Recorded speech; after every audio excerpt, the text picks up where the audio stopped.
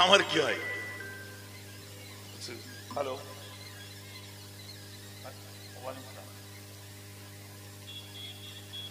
আমি একটু বক্তৃতা দিচ্ছি। কি বলছো?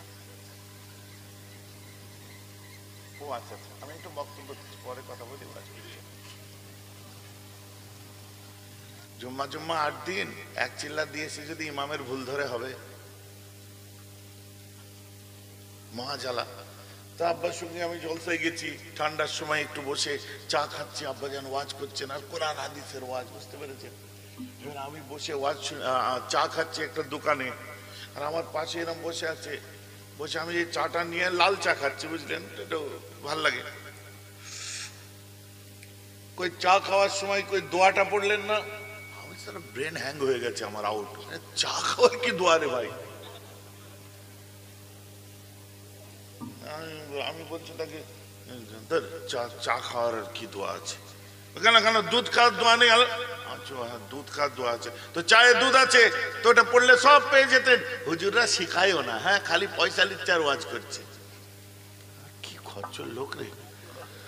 আমি বলছি হুজুর, ও ভাই বল কি, আমি তো র চা খেচ্ছি, এতে দুধই নেই, দোয়াটা সেটিং হবে কোথায় দেখাও? আমি তো খাচ্ছি র চা, দোয়া সেট হবে কোথায়? হ্যাঁ ওই আর কি। ফের খানিকক্ষণ পরে বসে, ঠান্ডা লাগছে, নাক সুরসুর করেছে, এরকম হ্যাঁচু করে উঠেছে, বুঝলেন? আমি চমকে উঠেছি। দেওয়ার পর বলছে আলহামদুলিল্লাহ। আমি আস্তে আস্তে আলহামদুলিল্লাহ বললাম, দেখি আমি চিল্লিয়ে বলবো রহমতুল্লাহ, এরকম বলা যাবে? টুক করে হ্যাঁচু করার পরে আমার দিকে এরকম দেখছে,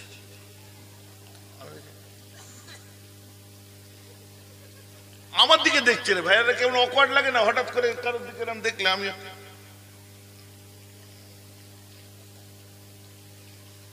আমাকে বলছে এদের কেসটা এরকম হচ্ছে। আর কি কি হয়েছে বলুন তো? বলছে আমি হ্যাঁচু করে আলহামদুলিল্লাহ পড়লাম, আপনি জবাব দিলেন না কেন? আমি কি জুলুম বলুন তো? আমি এতগুলো লোক আছে, এদেরকে বলুন না, আমাকে একা বলছেন কেন? হ্যাঁ, ওদেরকে বলুন, ওরা হুজুরের সাথে ঘোরে, তুমি তো হুজুরের সঙ্গে মানে চামচা হয়ে ঘোরো। কি দিয়া দিচ্ছে আমাকে, বুঝতে পেরেছে? তোমাকে হুজুররা একটু এতটুকু শেখাই নেই যে আলহামদুলিল্লাহ বললে আরহামাকুল্লাহ বলতে হয়? আমি সালা খচ্চর লোক, কোথা দিয়ে মারছে আমাকে শুধু বারবার। আমি তখন বললাম কেন, কি হয়েছে বলুন তো? এই যে আমি হ্যাঁচু করে আলহামদুলিল্লাহ বললাম, তো ইয়ারহামাকুল্লাহ বললে না, বললে গুনাহ হবে না? ওই এতগুলো লোককে হ্যাঁচু করে গুনাহগার করলে কেন, আগে তার জবাব দাও। বলে হাঁচি পেলে কি করবো? আমি চেপে রাখবে, জেতা দিয়ে বেরোবে একদম। মুখ চেপে রেখে দিতে পারোনি, কিছু বলিনি বলে সেই থেকে একদম হ্যাঁচু পেলে কি করবো? চেপে রাখবি তুই। এতগুলো লোককে এক হ্যাঁচিতে কতজন গুনাহগার হলো বলতো? এই হচ্ছে দোয়া শিখা ভালো, গরম ভালো নয়। বাপরে বাপ, পাশ দিয়ে গেলে অহংকারে সব ফেটে যায়। কোনটা এসেছিল ওটা তোমার জন্য লাগাচ্ছ কেন? ওটা তাদের জন্য ছিল, কারণ তাদের ন্যূনতম যোগ্যতা পৃথিবীর সমস্ত আলেমদের মাথার তাজ তারা। তাদের পায়ের ধুলোর তুলনা তামাম দুনিয়ার সমস্ত আলেমের ইলমকে এক জায়গায় রাখলে হবে না। তারা ছিল সাহাবা। কথা বোঝা যাচ্ছে তাদের? কিন্তু এখন হয়ে গেছে কি জানেন? কাজ করে মানি ব্যাগের, দিচ্ছে ফতোয়া ইসলামের। কাজ করছে চটের বস্তা সিলাইয়ের, ফতোয়া দিচ্ছে ইসলামের। সকালে 6টা 10-এর ট্রেনে পাকসার কাছে যে নামছে, শিয়ালদাতে নামছে, হকারি করছে, ফিরে আসছে, এসে সন্ধ্যেবেলায় আড্ডা মারছে, দিচ্ছে ফতোয়া। কথাটা আমার বুঝতে পারছেন কি পারছেন? আরে ফতোয়ার যে জোর, সে শুনলে আবার অবাক হয়ে যাবে। সঙ্গে সঙ্গে বলছে বোখারিতে আছে, মুসলিমে আছে, এতে আছে, ওতে আছে। বাপ রে বাপ, এই বক্তা কি ভুল বলছে? এই দেখ দেখ, মোবাইলে টুক করে বাজে, এদের কি ভুল বলছে? হ্যাঁ, ও ভুল বলছে না, ও ঠিকই বলছে। কিন্তু জাহেল, তুই কি করে জানলি ও ঠিক বলছে? তোর বিদ্যাটা আছে কোথায় যে ও ঠিক বলছে না ভুল বলছে তুই বুঝবি? ভাইজান আমার কথা বুঝতে পারছেন?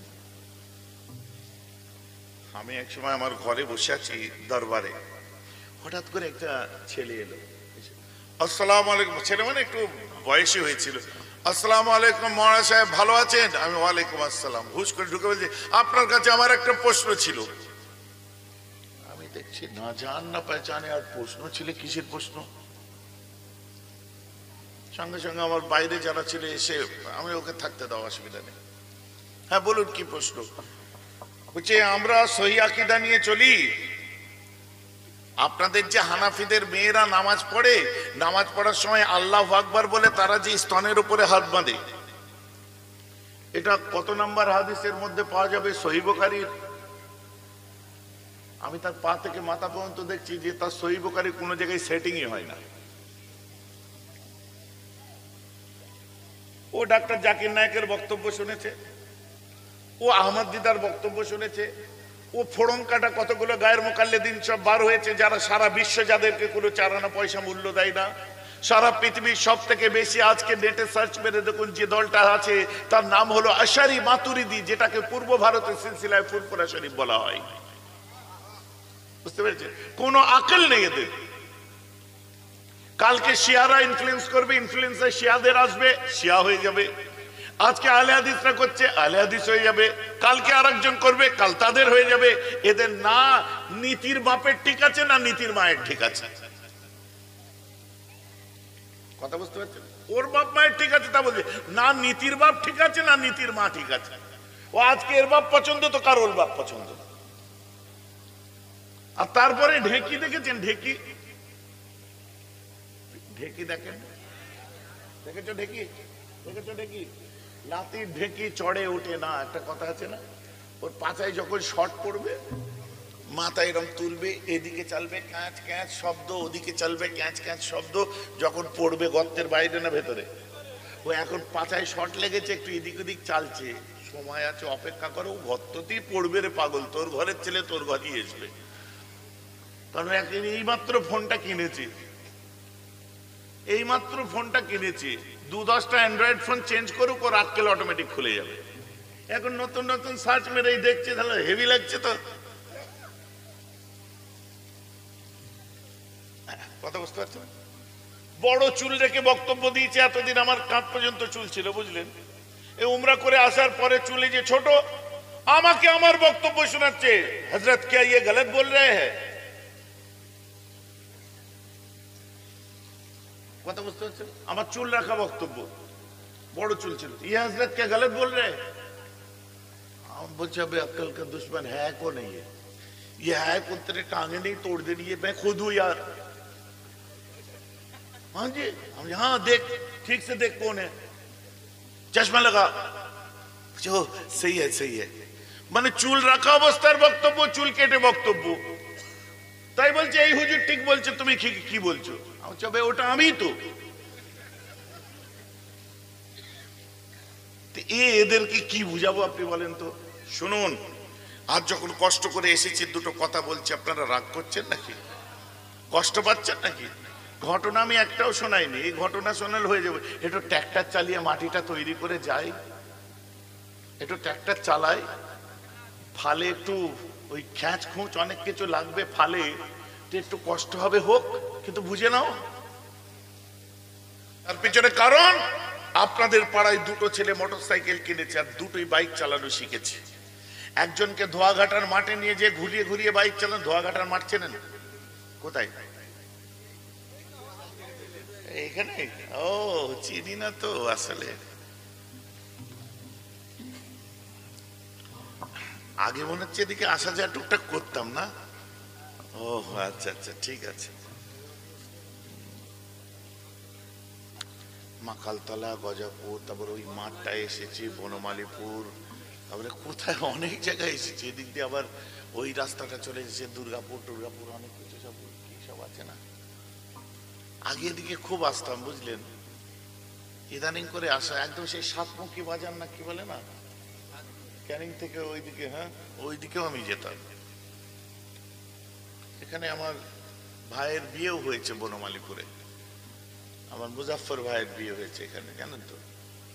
এটা আমার ভাই, আপনাদের এখানকার জামাই হয়েছে।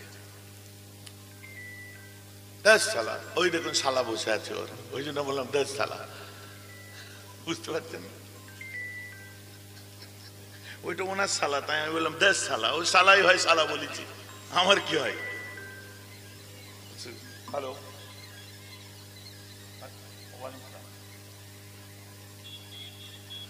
আমি একটু বক্তৃতা দিচ্ছি, কে বলছেন? ও আচ্ছা আচ্ছা, আমি একটু বক্তব্য পরে কথা বলি।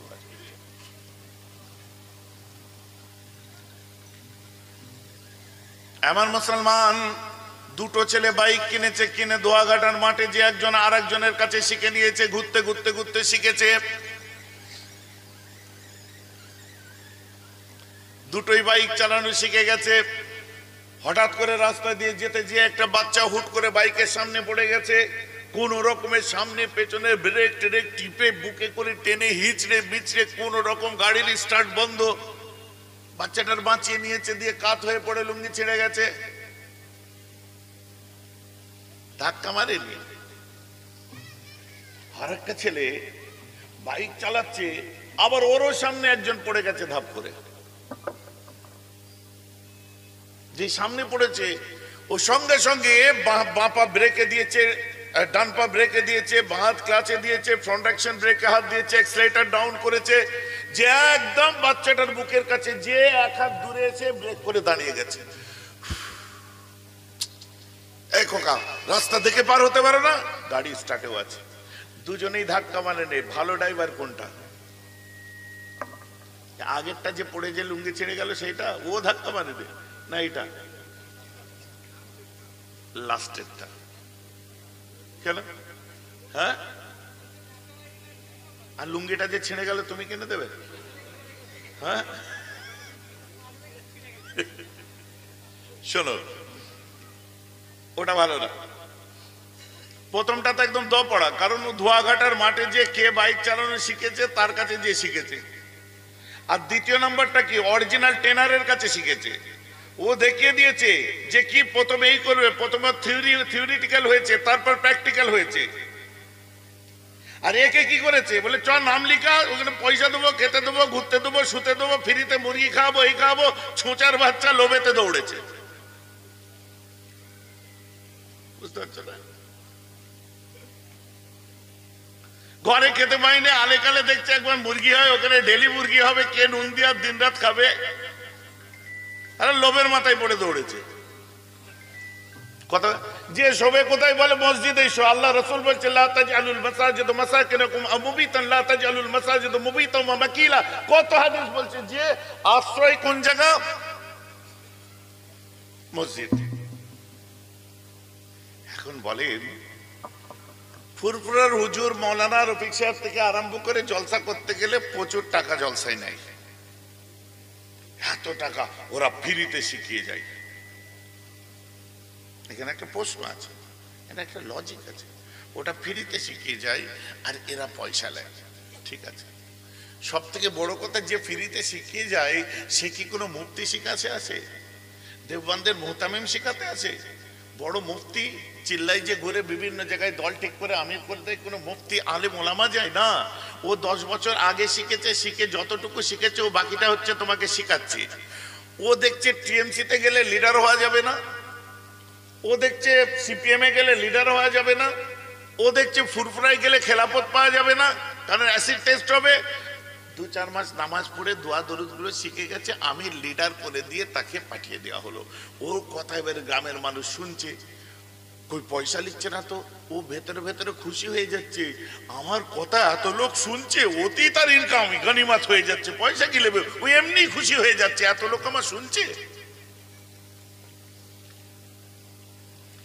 কিন্তু আল্লাহর কোরআন হাদিস শিখাতে গেলে তো প্রয়োজন হয় আত-তাফহিমাত ইলাহিয়া। খুলে দেখুন, শাহ ওলিউল্লাহ মুহাদ্দিস দেহলভী রাহমাতুল্লাহি আলাইহি লিখছেন কিনা, আইয়াকুন কে শিখাবে, আইয়াকুন আলিমান ওয়া মুহাদ্দিসান ওয়া মুফাসসিরান ওয়া ফাকিহান ওয়া বালিগান ওয়া ওয়ারাকারা। ইসলাম শিক্ষা তারাই দেবে, আইয়াকুন আলিমান, তাকে আলেম হতে হবে, ও মুহাদ্দিসান, হাদিসের জ্ঞান রাখতে হবে, ও মুফাসসিরান, তাফসীরের জ্ঞান রাখতে হবে, ও ফাকিহান, ফিকহ শাস্ত্রের জ্ঞান রাখতে হবে, ও বালিগান, তাকে উপযুক্ত হতে হবে, ও ওয়ারা খাশিয়াতে ইলাহির মানুষ তাকে হতে হবে। কথাটা আমার বুঝতে পারছেন কি পাচ্ছেন না? বোঝা যাচ্ছে তো? এখন এতগুলো যদি শর্ত কারোর কাছে না থাকে, তার কাছে ধর্ম শিক্ষা করা যাবে না? আল্লাহ রসুল বলেছেন বাল্লিগ আন্নি ওয়ালাউ আয়া, তুমি যতটুকু জানো অতটুকুই শিখিয়ে দাও।